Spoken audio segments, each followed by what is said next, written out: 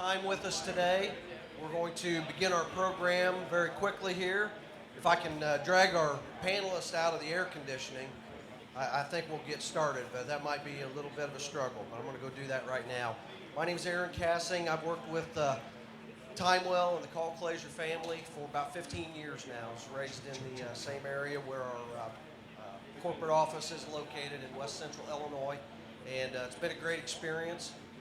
Growth into this market area has been dynamite, and again, I appreciate you coming here today, and I hope you're enjoying yourselves and getting around to all the vendors. And if there are any questions that anybody has on anything they saw in the plant or anywhere else, we definitely want to get those answered for you. We're happy to do that. You can direct them to me.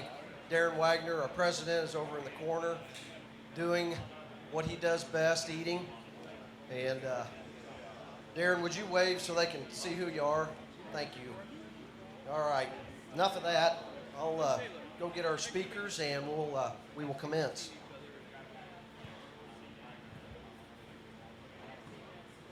Started with our panel discussion today, a discussion on the future of U.S. farm drainage. I'd like to introduce on the far right, Chris Hay. He is the Senior Environmental Scientist at the Iowa Soybean Association. In this role, Chris is responsible for overseeing the Certified Water Quality Lab, providing technical assistance to field planning and experimental operations, and leading scientific research efforts. Chris has more than 20 years of experience in agriculture, water management, and water quality. And I found, as I talked to Chris, that he was actually forced into the drainage industry because it became so popular in South Dakota. He was an irrigation guy, and drainage started taking off in South Dakota, and he became the point guy, and now he's here in the state of Iowa. Next to him is Mr. Bruce Rohr. Bruce is a local gentleman. He farms in the Paulina area with his son Keith and daughter Carmen. And when I spoke with Bruce, he was very proud to tell me, and I was very tickled to hear about it. They have a family farm. His son runs the drainage operation, dry run drainage, and his daughter takes care of the farming operation. Bruce is heavily involved as a member of Iowa LICA, and has also been a member and is very active in the National Corn Growers and the Iowa Corn Growers Association.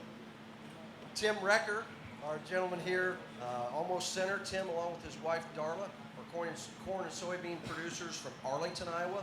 Recker owns and operates Recker Excavating.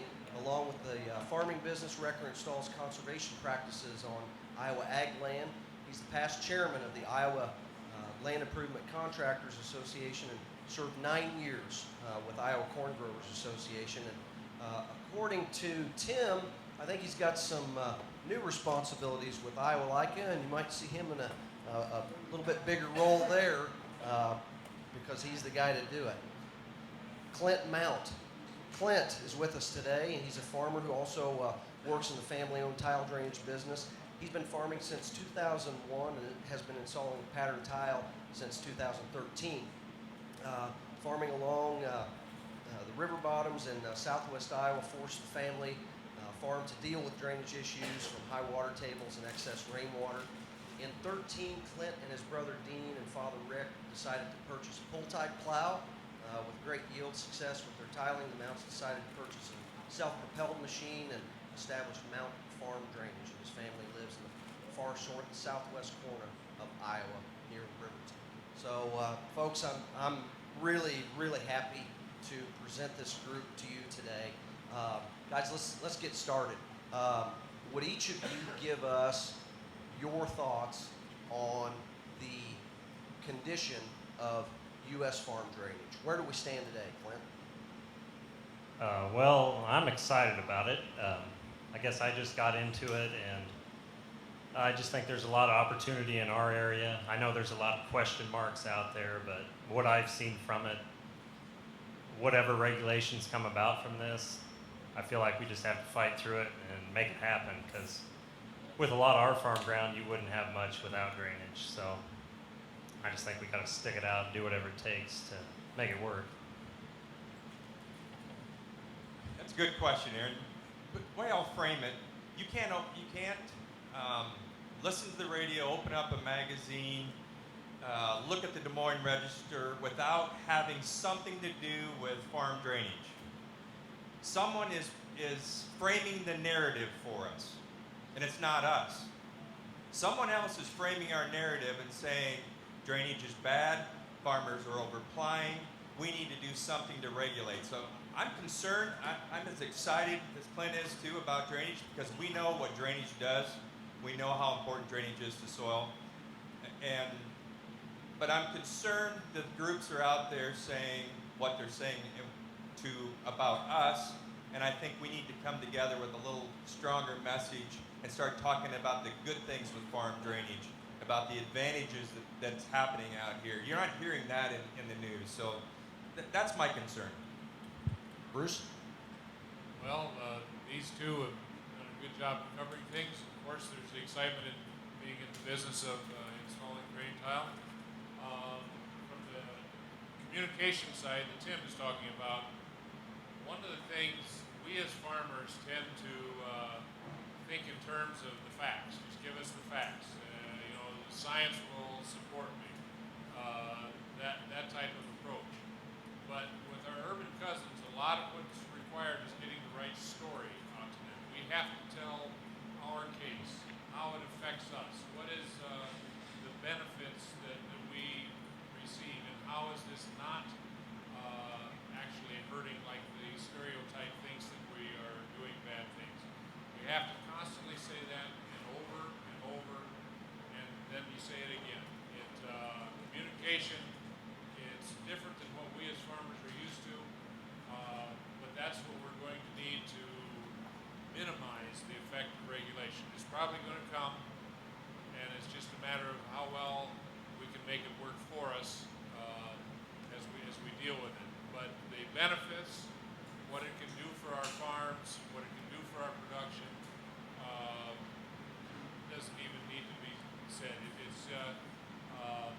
It's like my son usually tells people, you pay for the tile every year, whether you have it or not. And I come from an area that traditionally has been regarded as not particularly in need of tile, but we're seeing extensive benefits from it. But I guess I'll echo some of those same comments, but certainly there's some challenges. Drainage has got a target on its back right now around nutrients and other issues.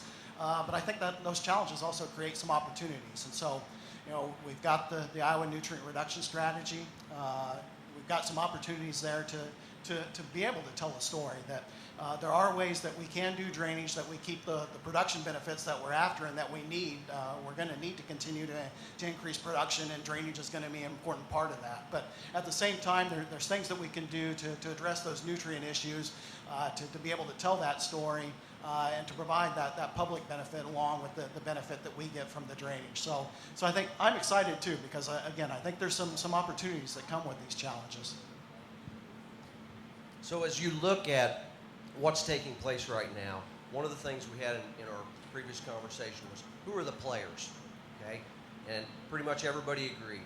Farmers, contractors, landowners, kind of touched on all that. How do we move forward?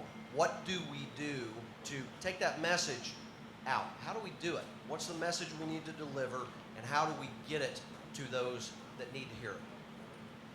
I'll start, Aaron, because I look at a complete system, what we need. First, it starts with pattern tiled, 100% pattern tiled ground. And I'm not saying that because I'm here at Timewell. Thank you very much, Tim. We appreciate you. But it really does start because all the other steps of conservation, buffer strips, cover crops, you need to start with the basics.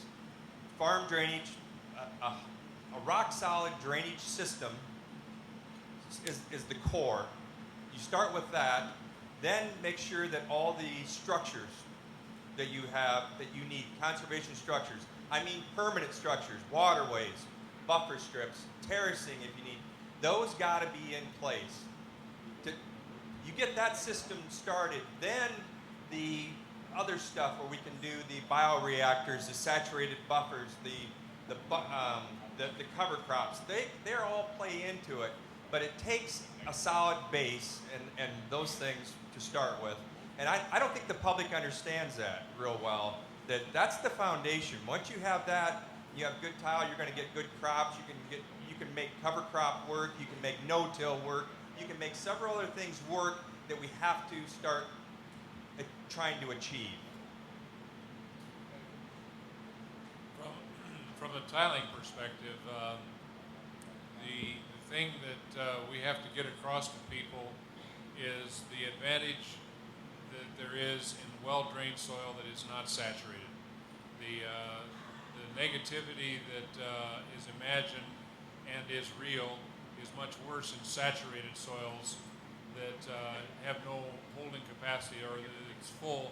And so you have these rains and they come in and then the water has to go somewhere, and since it can't go down, it goes across. When it goes across, then you do have problems with nutrient loss, this type thing.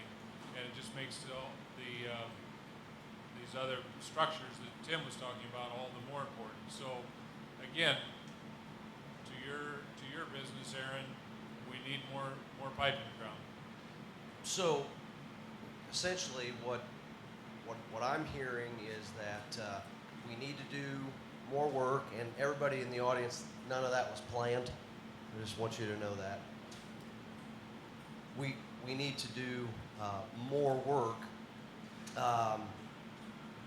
Tell me, how do we get the education across though? That's the piece that I'm missing, because I just wonder, have we as and I'm pointing at myself now, have we as an industry done a good job getting our message across?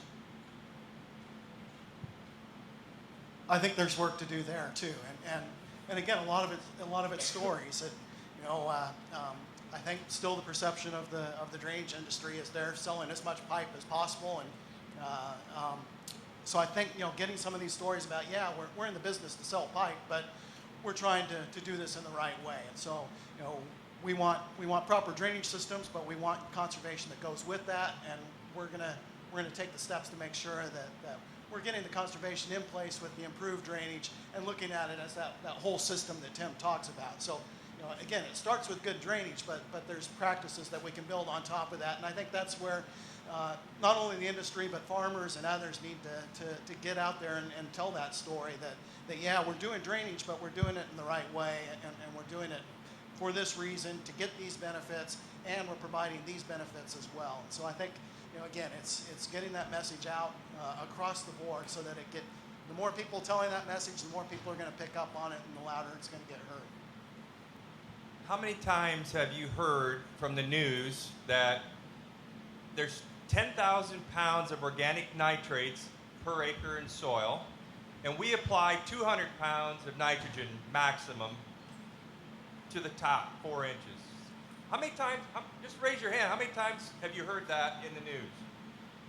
And that the environment and Mother Nature and temperature and rain have more to do with changing that organic nitrates to get to go down through into the soil system.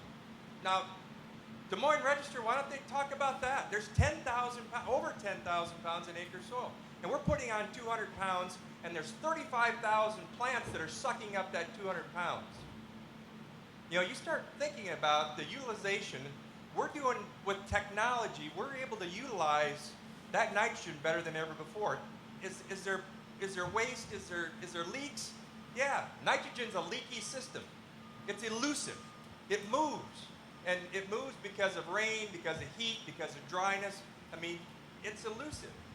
Is that message getting out? Who's telling that story? That's and I hate to I'm getting kind of negative, but it gets me excited, Aaron, when you start talking about it. No, I appreciate that. So as you everything we've talked about here, let's kind of shift gears just a little bit. WOTOS, what's going on? What's going on with WOTOS? Is it taking a little bit of a hit? It's kind of what I'm reading in the news. Is waters of the U.S. going to move forward as quickly as it appeared it was, or is that just up in the air at this time? Well, the WOTUS system is caught in the court system now. It's gone through the regulatory process. It is regulation that is there, but now it's being subjected to court challenges. And once you get into the legal system, that's long drawn out. The other way that you can overturn a regulation is through congressional action, but the way in which Congress is functioning or failing to now, that is kind of a long shot to say the least. I suspect the courts will be speedier than what the legislative process will be, unfortunately. If it is not modified at a minimum, overturned at a maximum, it has the potential for some serious regulation and some serious being careful of what you do, because there's aspects to WOTUS that it's got the potential to really hit us. Anytime you turn over control of water streams, this type of thing, to the Army Corps of Engineers, Speedy went out the window so fast it wasn't even funny. So it's a challenge, and we can hope that things will turn out, but the judges across the country vary, and so depending on what venue these cases are brought up in, this is how you get the different states and where it is, and that just adds to the confusion as to what are the regulations right now. Well, we don't know exactly unless you know which jurisdiction you're living in. Bruce is being a little kind. Waters of the U.S. is a jurisdictional overreach by EPA to take away your water rights and your land rights, period. It was put out to clarify the Clean Water Act, to clarify what waters are, what definition of waters. They did a great job of defining the waters. But in the meantime, they've also created all kinds of new areas that will have jurisdictional overreach. An example, right now it says farming's exempt. Hey, that's great. Tile are exempt. Some tile are exempt. Great news. Great news. There's nothing to worry about. How many times do we lose exemptions? How many times does things change? So to me, it's a starting of a bad policy. And the slide's going to be a little hard to see. You might want to look at this one, but this is just a quick example. So I'm in northeast Iowa, so I grabbed this picture. This is Lancaster County. Go to the next one. This is just an aerial picture. Can you go to the next? Yep, it's going. This is what's under control right now. Current law, all the streams, you cannot get into a stream and dig it out without Army Corps of Engineers permitting and some other steps. But that's what we're dealing with right now. That's the regulated tributaries. Next one, please. Under WOTUS, they say that it'll automatically regulate adjacent waters. Well, what are adjacent waters? They're waters within the 100-foot buffer. Do you guys work in and around a 100-foot buffer? Putting an outlet in, putting a buffer, or putting a saturated buffer, putting a bioreactor? Yes. So this will be automatically regulated. Next one. Then they have this other, they talk about the 1,500-foot outside of that, and I don't know but that's automatically be regulated too. The next one is really the most important, because this one, the significant nexus, I keep talking about significant nexus, that's the waters that connect underground.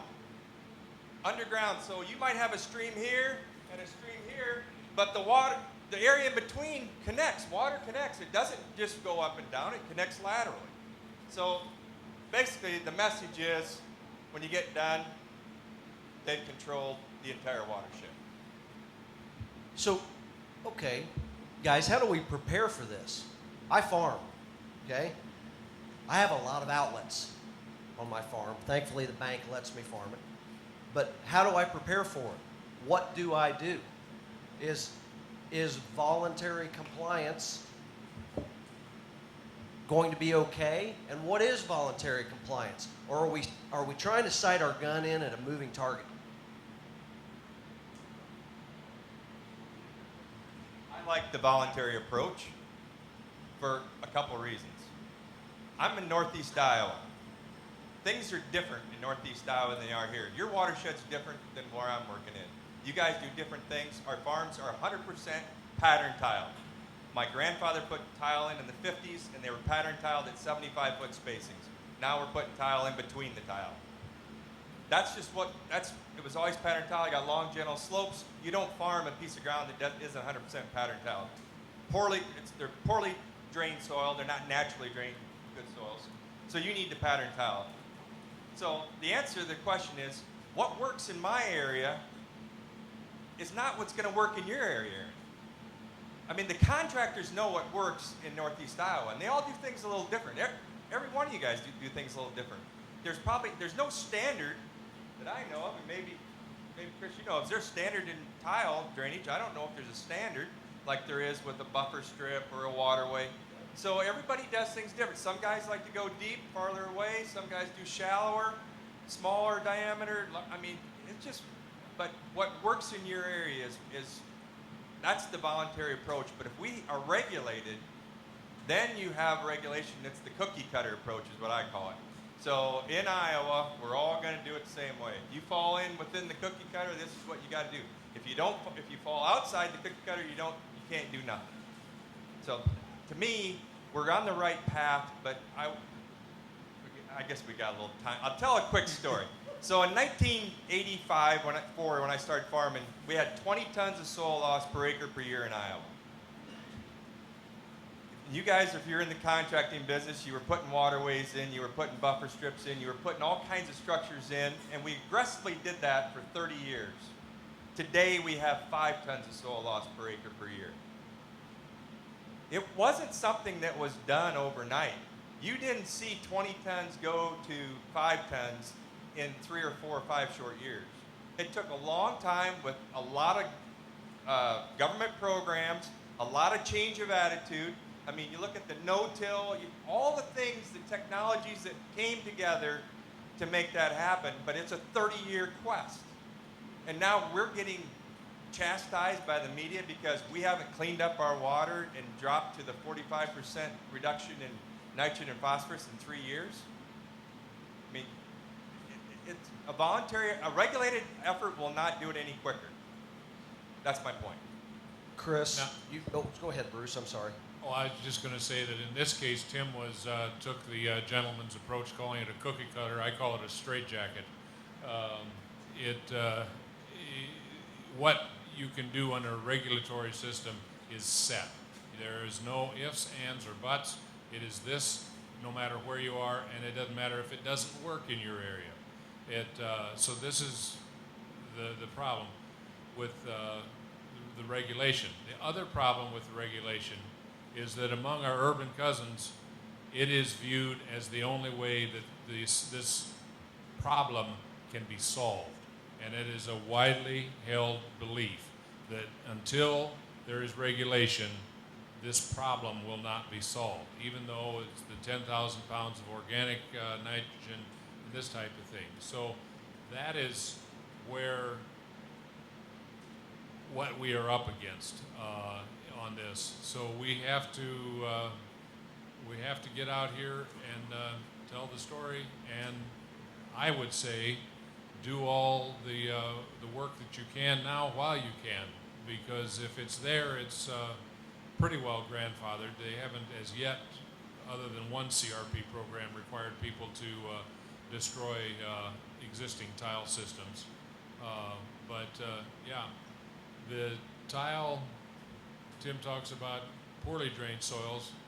In my area here, just south of here, a lot of it was duck ponds in my grandfather's time, around the turn of the last century, and it wasn't until that was tiled that it became productive farm ground.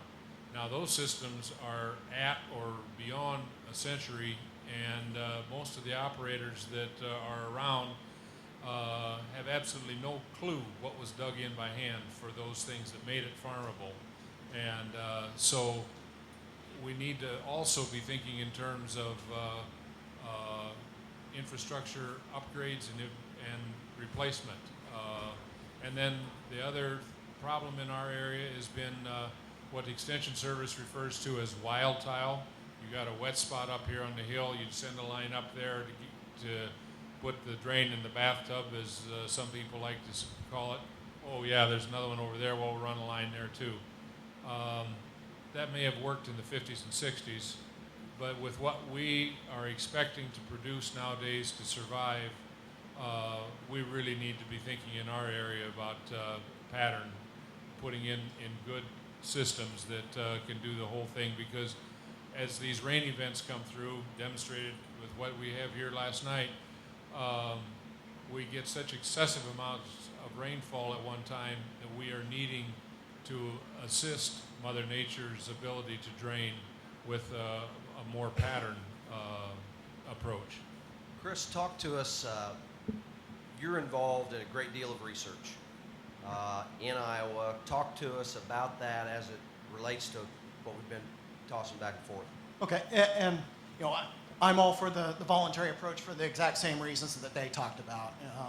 There's no one-size-fits-all solution. There's practices that are better adapted to certain areas, certain regions, certain topographies. Some aren't adapted but work great other places. And so, you know, having that voluntary approach, being able to adapt practices to where they're best suited is important.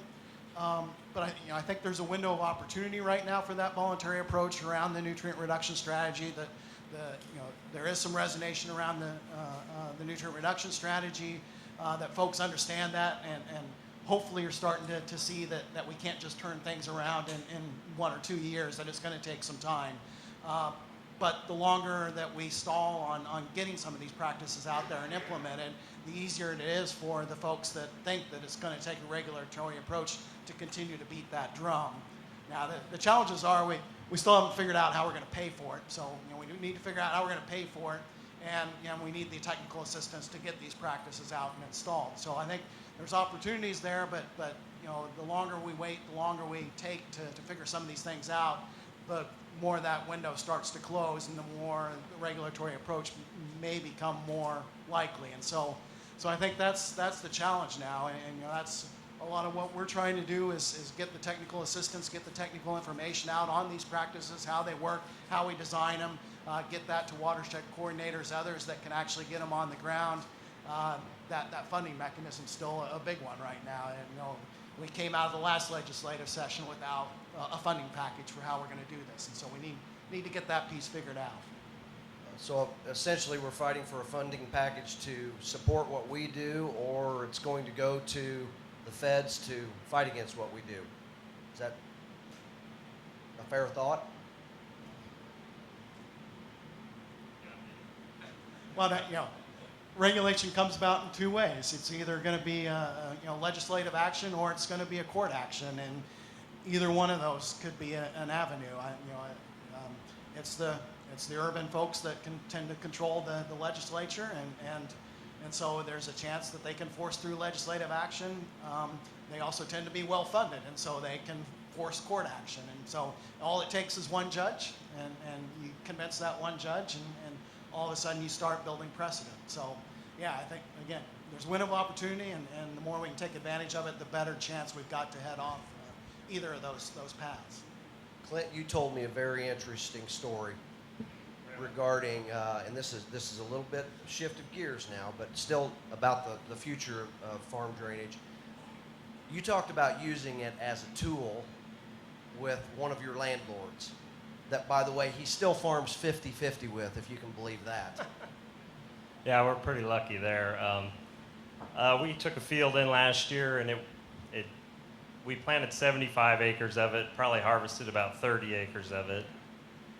We got it pattern tiled in February, and we came back in this spring. The ditch was completely full again because we had a bunch of rain, and we planted it while the ditch was completely full, where before you wouldn't have drove in there for sure.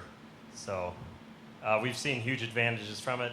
My stand on it is, before on a lot of this ground, before it was tiled, it's not raising much of a crop. So if I'm raising an excellent crop, then I'm utilizing all my nutrients.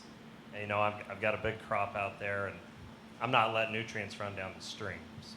And you let it leverage, or used it to leverage and improve your relationship with that land. Oh, definitely. Yep. Yeah, it worked out great for both of us, and she was excited because her husband fought it for years and never could get anything to happen with it. So she was really excited to see something like that to make it productive, where he fought it for that many years and couldn't get anything done with it. So. Perfect, perfect. Folks, our time right now is 1:28.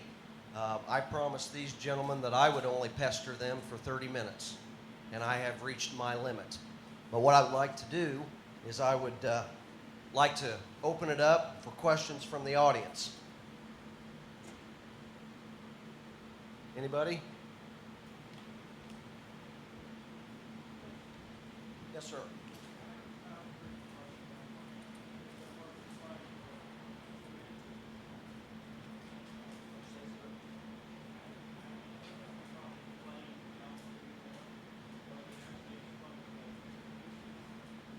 The question is pattern tiling causing more downstream flooding, or does it actually create a retention-detention area?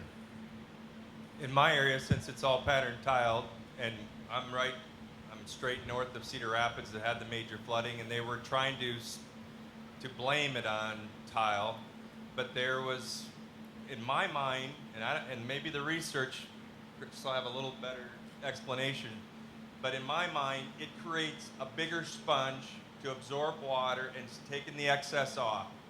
So I would say that it's not contributing to it. If it wasn't tiled, I know what would happen. I'd have dirt and everything else with that, you know. So I've done a lot of waterways that were poorly tiled fields. They're their best customers of mine because you had no tile, they were no-tilled, and they had the worst erosion there was, and the other guys I was putting in waterways the most. A good tiled field holds the moisture, doesn't allow it. But if your mains are overloaded, then you got another story. I looked at a few studies because I was working with a drainage district, and one of them I read was 30 to 60% reduction in surface runoff, which would really prevent your. They say at peak flow, it's going to be about even with pattern tile, maybe a touch more, but you're not going to have as much sediment going into the ditch. And if it's not a huge rain event, you're going to soak a lot of that up and actually help the drainage district, from what I've read. But hey, Clint, let me be the devil's advocate here, or whatever language I'm looking for. I'm your neighbor, and I don't even farm, but I see that you put that 15-inch outlet in, and it just rained, and wow, that thing looks like a fire hose. What do you say to them? Well, that's what I was dealing with the drainage district. Everybody's complaining because they see this pump running clear water out, right? But they don't complain when that field's just sheeting off with dirt. I mean, nobody's even thinking about it then, but to see that pump running all the time, they think it's horrible. But it's actually taking it over time instead of just shooting all that water off of there at once. Sure, I'll chime in on that a little bit. It's been an ongoing argument. It's something I dealt with quite a bit in South Dakota. There was a lot of concern about drainage going into South Dakota and impacts that would have on flooding. And you know, people like to make it a black or white issue.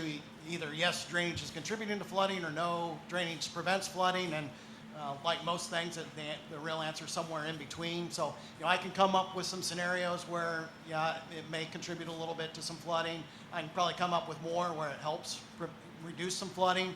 But in general, you know, the situations where we get flooding is where we have big rain events. And when we have those big rain events, we exceed the capacity of the soil to take in that water anyway, and it turns into runoff. And so whether the tiles are there or not really doesn't have much of an impact. In small rain events, you know, then yeah, if we got the drains there, we lower that water table, it's going to take in all that water. But that's not when we have flooding. And so it's kind of in those in-between situations where having the drains there or not has some effect, but that's typically not where we're concerned about big flood events. And so those big flood events, typically it really doesn't matter whether the drains are there or not. Yes, sir. Well, it's just flowing water courses how is the Des Moines lawsuit, Waterworks, going to affect us?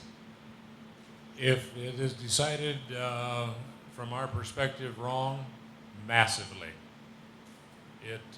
There are so many points that the Waterworks has thrown out to the courts against us that hopefully you don't have the situation that a judge goes, well, surely one of these must be accurate, we'll let that one stand.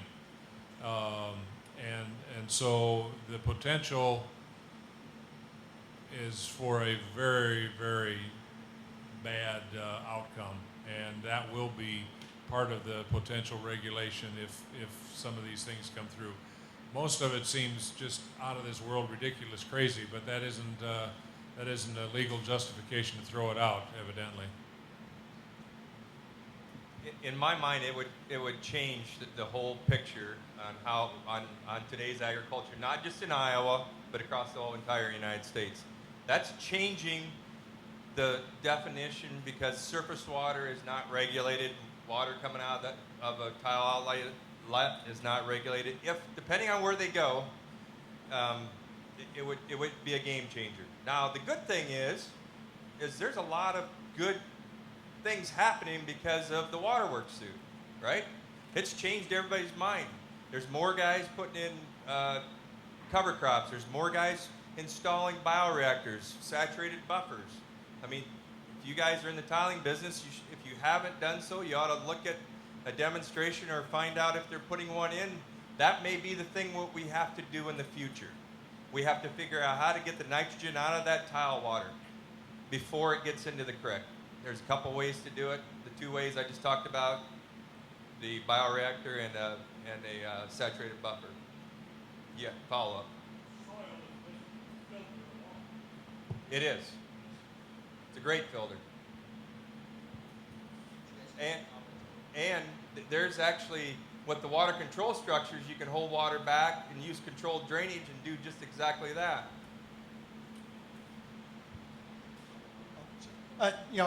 Absolutely, soil's a fantastic filter, and so, there's some good things about that water moving through the soil and out through the drains, that we minimize sediment loss, we minimize phosphorus loss. The challenge is nitrate. That nitrate doesn't bind to the soil, it dissolves in the water and it moves with the water. And so that's our challenge. We've got to figure out how we deal with the nitrate issue from the drains. And that's where, he's mentioned some of these practices. There's practices out there that are available to do this. And so there's some opportunities to do that. The difference, Aaron, is a bioreactor costs about $10,000 to install, and it has about a 20-year life with the wood chips. A saturated buffer may be around $4,000. A tile outlet's about $250 with a rodent gate.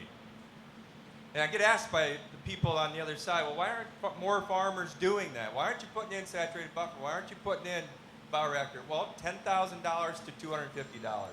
And that's $10,000 per outlet. That's one outlet. So it's a cost. It goes back to the funding and the cost issue. If we're regulated to do it, you might be doing it. It's good to know what we can do, and there's a lot of studies and a lot of research finding out the removal on the bioreactors and saturated buffers, which is good. Removes 50 to 80% of the nitrates, somewhere in there. 30 to 70 is what we say, but yeah. Yes, sir. Talked about getting the story out. My question might be, as a source of funding, would the commodity groups across the nation, not just corn and soybeans, cattle and hog, but across all of them, be an avenue to, as a source of funding to get the story out? If, like Tim said, the base is the drainage, we got to take care of the soil. As a member of the board for the Iowa Corn Growers Association and a member of the National Corn Growers Association board, we are constantly working on that. But it has to be more than just through the associations. We need what I'm willing to bet 98% of us in here are most uncomfortable to do, and that's we need to make use of the social media. And if we don't do it personally, that's fine, but we need to find the next generation. It's like the fifth grader to program your VCR or whatever. you need a younger person that can reach that younger audience so as to help convey that. It's not one method of communication, it's multiple. Well, I'm reluctant to bring it up, but I've been talking about an idea that, maybe I just throw it out. There's checkoffs in corn, there's checkoffs in soybeans, there's checkoff in pork and beef.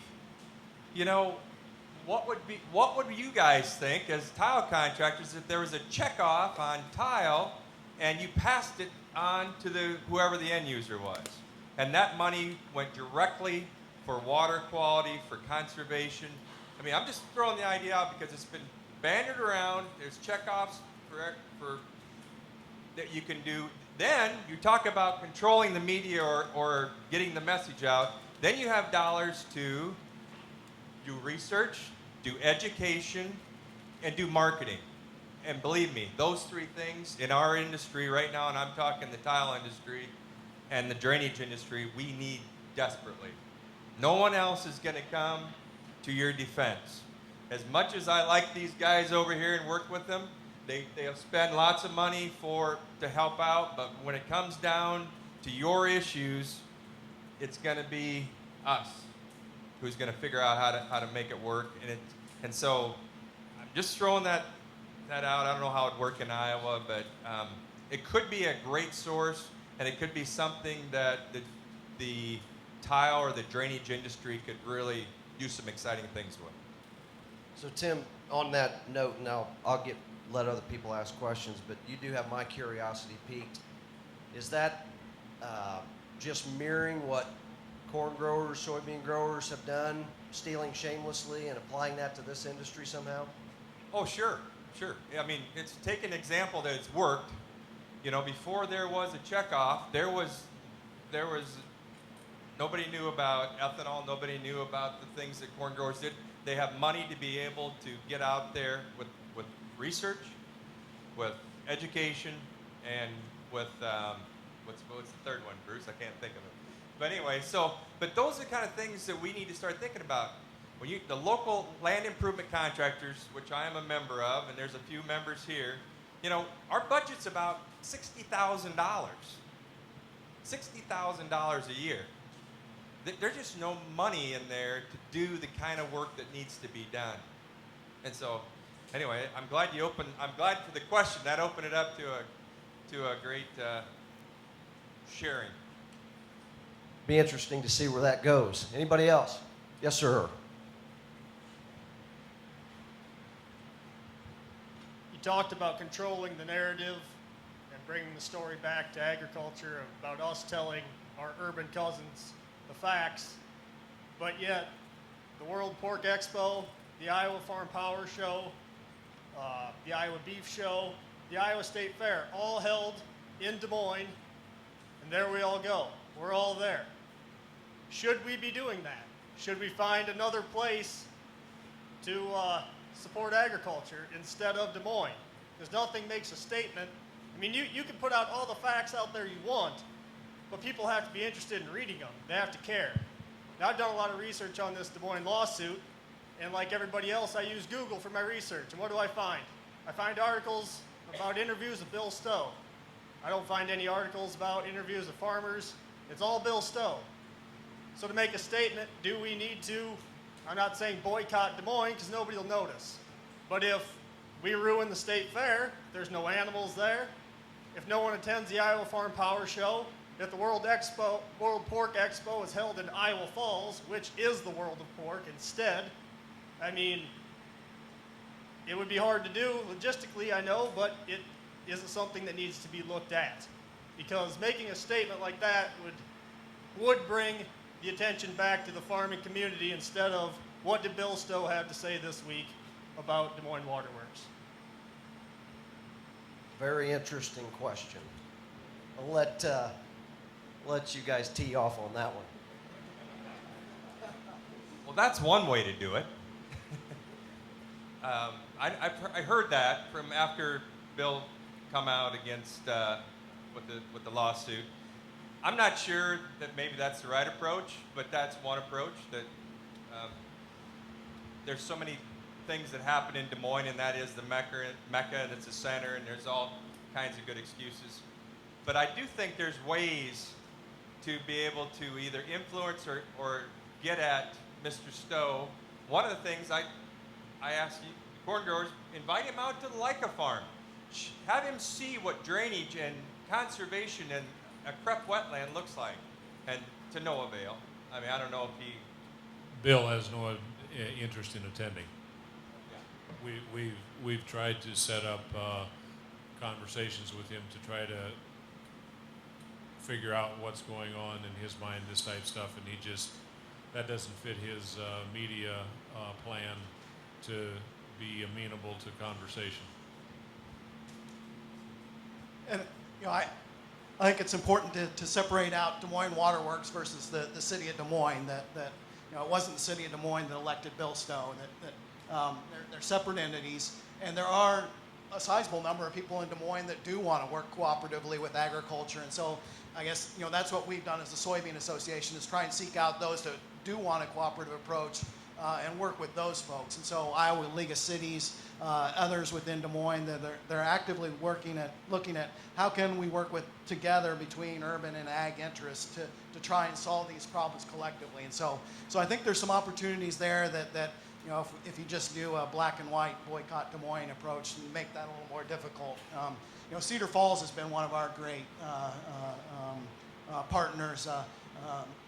They've worked quite a bit with us on how we can compare working upstream in the watershed to help solve some of the issues they've got within their city limits. And so, instead of taking the lawsuit approach, they've taken that collaborative approach. And so, I think that's been a great a visible model for how we can do that versus the Des Moines Waterworks lawsuit model that I don't think a lot of people see that as a bad thing as opposed to a smaller group that really like that lawsuit approach. Thank you. Anybody else? Yes, sir.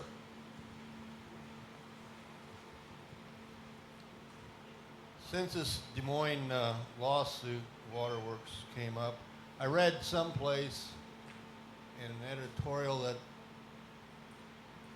Iowa farmers were granted a constitutional amendment to the Constitution to allow us to drain our land to make it farmable.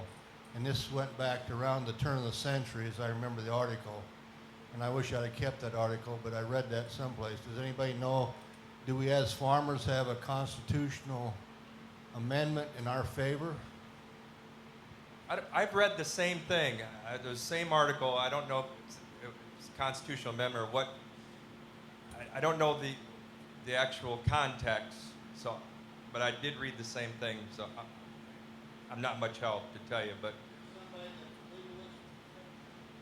somebody that has access to, knows how to look that stuff up, look that up, because that'd be a very important precedent to set before the court.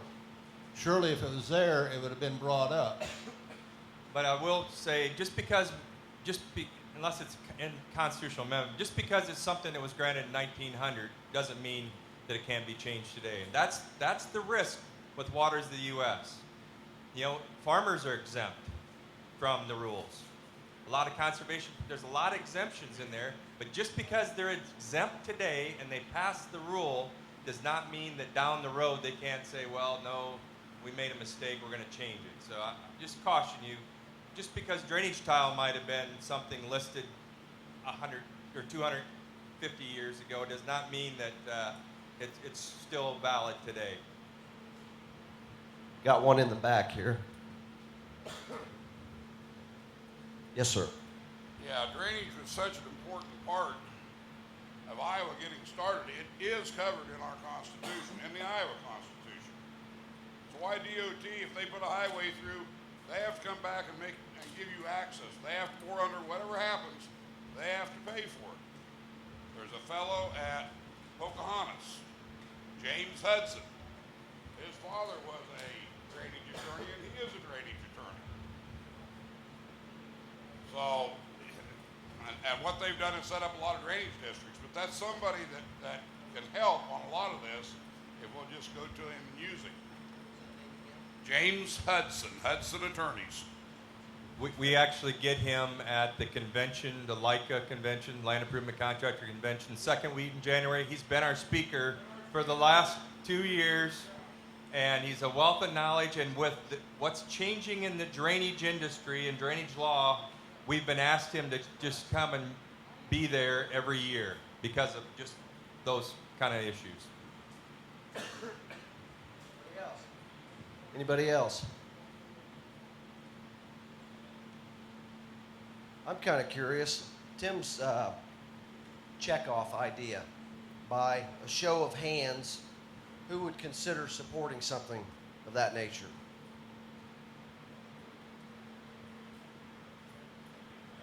Good 60%? Okay, very good, very good. Anything else? Any other questions for our panelists?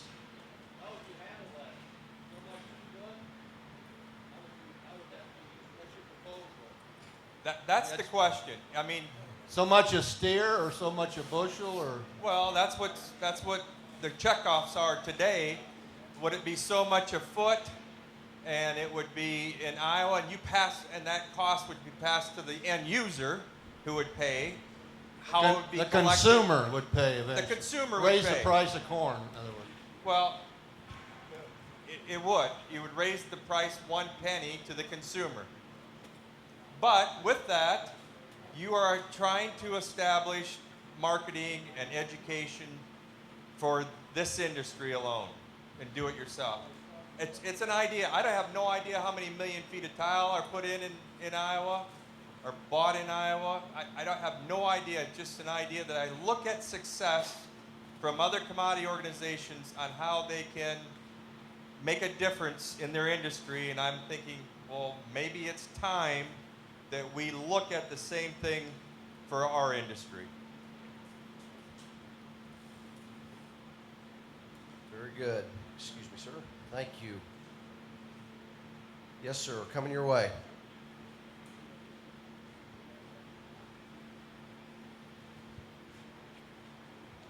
I don't know whether I should mention it or not because had a great time here at Timewell, but why not just take it back to the tile companies and have them add it to be back to a central point to be easier to collect, to just add it to all the tiles coming from here and there and all the other tile companies, just be easier to do. The idea, though, would be to have every tile company do that and then collectively go to some organization whose only job would be to direct those dollars. Yep, and that's the whole point. Is that every tile company would collect it in some, however the fashion was. I don't know who the organization there would be that would be I would hope it'd be Land Improvement Contractors, because in my mind, they're the premier drainage association in the state of Iowa, and that they would then establish a board that would utilize that money into a specific objective. And so, to me, it could be really exciting, just like what we've seen in the other commodity groups. I mean, you can really start doing some fun stuff and some interesting things and getting the word out. It could be, you could be another, depending on the dollars, another area for cost share for certain projects. I mean, the scope is unlimited if there's dollars, but you're not going to do it on a $60,000 budget, I'm telling you that. And I guess since I used to wear an academic hat, I used to be a research professor at South Dakota State. So, the way you get research done is someone has to fund it. And so I can tell you that it's a challenge sometimes to be able to fund drainage research. At the federal level, again, you're dealing with folks that maybe don't view drainage in the best light. And so getting those research dollars to fund a drainage research project is sometimes a challenge. We could go to the commodity groups, corn, soybean, and others, but then you're competing against folks that want to do disease work or yield research or fungicides, or you're competing against this other pool. And so to get drainage research done on important drainage issues, someone has to step up and fund that. So something like that would be an avenue to be able to do that. So from a contractor's standpoint, do you feel that it is your responsibility to talk to the landlords, for the people for whom you work, about some of these practices and what you can do to help them? Sure, definitely. I mean, education in anything, I think, is going to be the biggest thing, especially here, because in my area where I'm from, there's hardly any tile put. I'm in far southwest Iowa, and for some reason it didn't catch on down there. But now we're coming in and doing narrower spacings and stuff, and nobody's done it any other way. So when they see it work, they think that's the right way to do it. And I'm sure everybody in here has a different way of doing that, but it's all up to the contractor to come in there and tell them what they think, because the farmer may not know. I mean, there's not a lot of education on the farmer side, in our area anyway. Maybe there is up here, you know. So definitely we have to tell them whatever we know. We got to pass on our knowledge, I guess. Chris, another thought on the research side and voluntary compliance, all the things that get wadded up into that, you know, all of those thoughts. What's the right thing to do? If I mentioned that I farm, okay, I have 50 outlets on my farm. What would I do to go there now and make things right so I could go right to the EPA or the Corps of Engineers and say, woohoo, I'm compliant, I'm the guy? Or is it still a mystery? At this point, it's not as easy as it should be, and that's an issue. I think part of what you do is you educate yourself, and so you get out and see what are the options that are available, and then once you see the options that are available, then you can start to look at, well, okay, I'm comfortable with that, or that makes sense on my operation. This one maybe doesn't, and so then you can start to talk to people that can actually make that happen. So, if you've got a watershed group or water quality initiative project or something like that in your area, then you get involved with that and figure out, okay, how can I get some funding or some help to actually implement this? If you don't have that, then it's going to your district conservation district, soil and water conservation district, or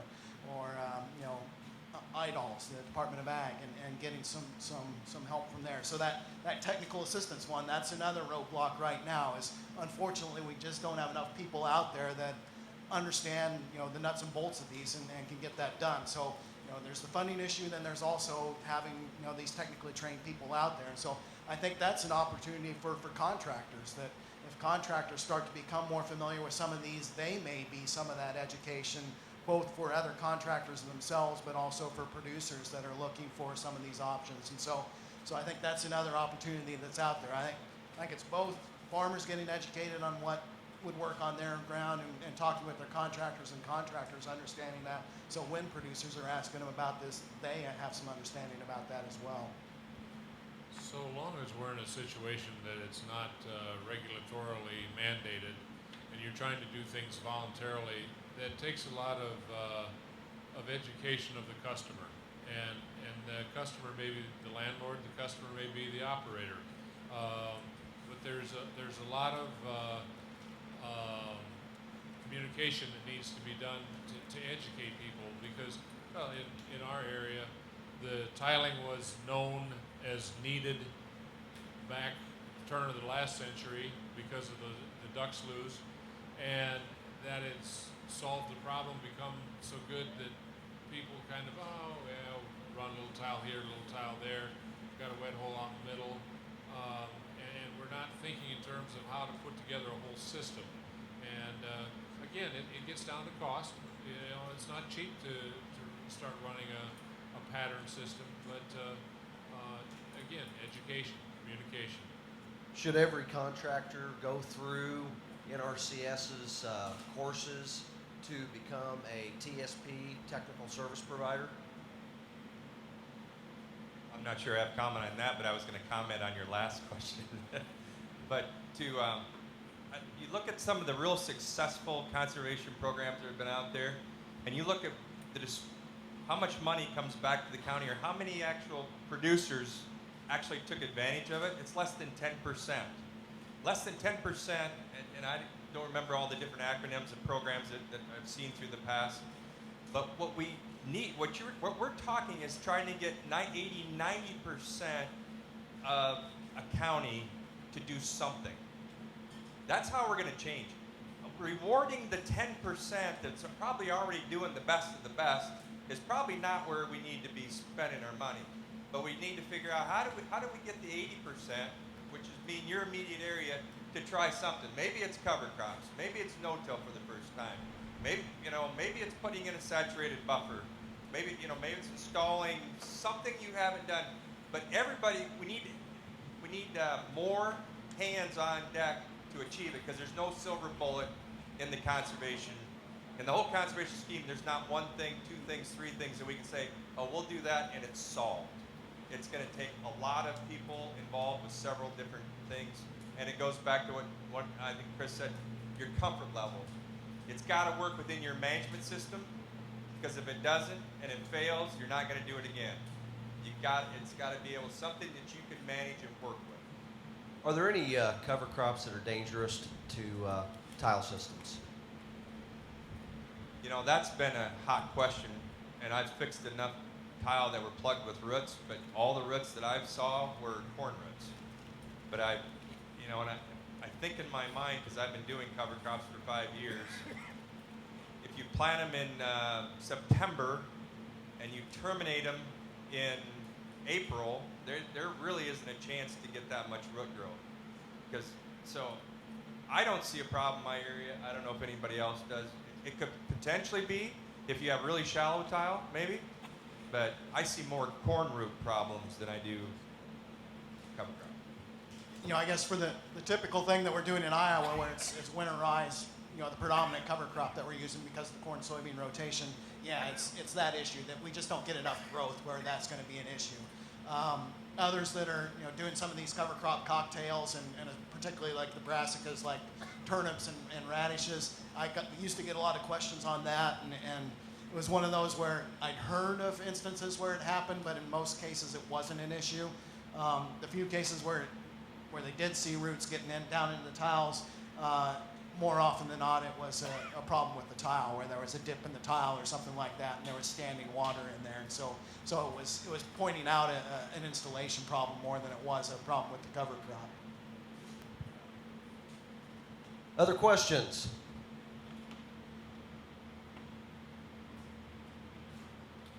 If not, we thank you. What a great presentation.